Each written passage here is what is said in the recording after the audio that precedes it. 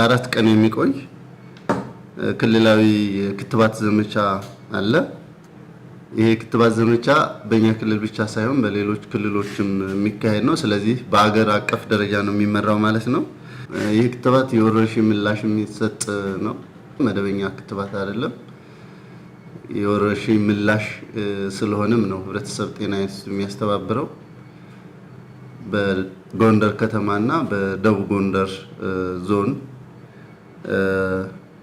በአንዳቤት ወረዳ የዚህ የልጅነት ልምሻ በሽታ ስለተገኘና ስለተረጋገጠ እነዚህን ሁለት ቦታዎች የሚያዋስኑ ዞኖች በሙሉ ክትባቱን የሚያገኙ ነው የሚሆነው። ስለዚህ በአጠቃላይ በጎንደር ከተማ፣ በማዕከላዊ ጎንደር፣ በምስራቅ ጎጃም፣ በደቡብ ጎንደር፣ በደብረ ታቦር ከተማ፣ በሰሜን ጎጃም፣ በደብረ ማርቆስ ከተማ፣ በባህር ዳር ከተማ በስምንቱ ዞኖች ማለትም የሚሰጥ ነው የሚሆን ማለት ነው። በአጠቃላይ ከ3.5 ሚሊዮን ህፃናት በላይ ይከተባሉ ተብሎ እቅድ ተይዟል። ከ10 ዓመት በታች የሆኑ ህፃናት በሙሉ ክትባቱን ይወስዳሉ። ከዚህ በፊት በብዛት ለልጅነት ልምሻ ወይም ደግሞ ለፖሊዮ ከ5 ዓመት በታች ነበር የሚሰጠው። አሁን ይሄ የሆነበት ምክንያት ተጋላጮች ከፍ ያሉ ስለተገኙ ነው። እድሜያቸው ማለት ወደ 10 ዓመት የሚጠጉ እንደዚህ ስለተገኙ የ10 ዓመት በታች ያሉ ህፃናት በሙሉ ይከተባሉ ማለት ነው። በቤት ለቤት፣ በትምህርት ቤቶች፣ በመጠለያ ጣቢያዎች ክትባቱ በጤና ባለሙያዎች የሚሰጥ ነው የሚሆነው። ክትባቱ በአፍ የሚሰጥ ነው። በጠብታ በአፍ የሚሰጥ ክትባት ነው።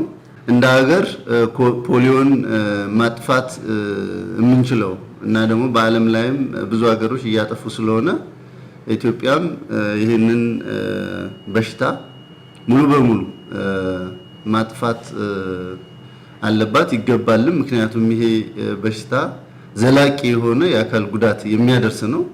የእግርና የእጅ እንዲልፈስፈስ በማድረግ በቀጥታ አካላዊ የሆነ ጉዳት ዘላቂ የሆነ የእጅ መስለል ወይም መዝለል፣ የእግር እንደዚሁም ሁለቱም እግሮች ሊሆን ይችላሉ ወይም አንደኛው እግር ሊሆን ይችላል።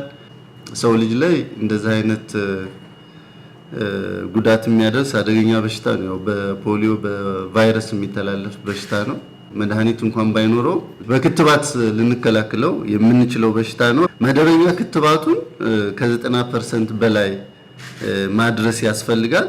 ተጨማሪ የተለያዩ ክትባት ዘመቻዎች ይሄን አሁን የምናካሄደውን ጨምሮ ጠንካራ የሆነ የበሽታ ቅኝት ስራዎችን ማጠናከር ያስፈልጋል። እንደዚሁም ደግሞ ለምሳሌ አሁን ይሄንን ክትባት ለ4 ቀን ነው በትክክል መሰጠት ያለበት፣ ማለቅም ያለበት በ4 ቀን ውስጥ ነው። ከመስከረም 30 እስከ ጥቅምት 3 ነው መጠቃለል ያለበት። ግን ደግሞ አንዳንድ በተለያየ ምክንያት የተዘለሉ ወይም በተለያየ ችግር መከተብ ያልቻሉ ሰዎች ተጨማሪ 2 ቀኖች አሉ።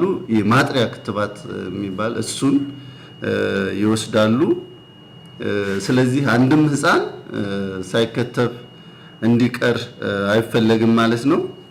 ከ8835 በላይ የክትባት ቡድኖች የሚሰማሩ ነው የሚሆነው። ከ3224 በላይ የሚሆኑ የክትባት በየደረጃው ያሉ የክትባት አስተባባሪዎች ተመድበዋል። በአጠቃላይ ከ26000 በላይ አባላት በዚህ ክትባቱን የሚሰጡ ማለት ነው ይሳተፋሉ። ስለዚህ ይህንን ክትባት የሚሰጡ ጤና ባለሙያዎች በየቤት ለቤት ሲሄዱ እንደዚሁም ደግሞ በትምህርት ቤቶች፣ በመጠለያ በተፈናቃይ መጠለያ ጣቢያዎች ሲሄዱ የትኛውም ማህበረሰብ የትኛውም አካል በየደረጃው ያለ ከፍተኛ ድጋፍ መስጠት ያስፈልጋል። ዝግጅቶች ተጠናቀው አልቀዋል። አንዳንድ የሚቀሩ ነገሮች ቢኖሩም እነሱ እንዲሟሉ ክትባቱ እና ሌሎች ለክትባት የሚያስፈልጉ ግብዓቶች እየተሰራጩ ነው ያሉት።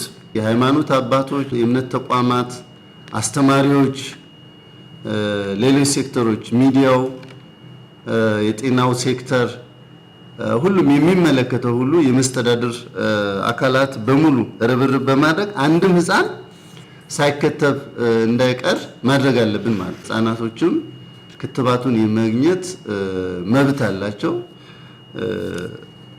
ስለዚህ ይሄንን ደግሞ መብታቸውን ሁላችንም ልናሟላላቸው ይገባል። ክትባቱን ሊወስዱ ይገባል ማለት ነው።